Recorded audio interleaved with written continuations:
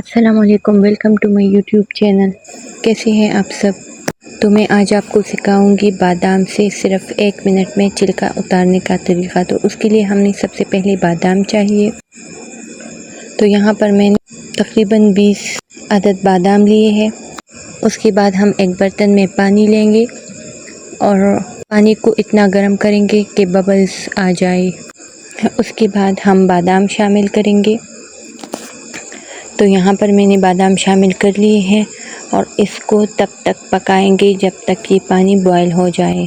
तो ये देखिए पानी बिल्कुल बॉयल हो रहा है।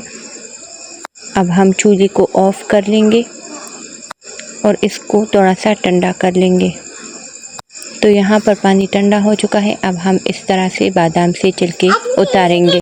तो इस तरह से एक एक करके हम छिलके उतारेंगे। तो इस तरह से अब आपको रात भर बादाम भिगोने की कोई ज़रूरत नहीं है। इस तरीके से बहुत जल्द ही बादाम से छिलके उतर जाते हैं। और यहाँ पर छिलके इतने नरम हो चुके हैं कि बहुत ही आसानी से निकल रहे हैं। और अगर आप लोग को वीडियो पसंद आई हो तो वीडियो को भी लाइक कीजिएगा और चैनल को भी सब्सक्राइब कीजिएगा। तब तक के लिए अल्लाह हाफ़िज़, बाय।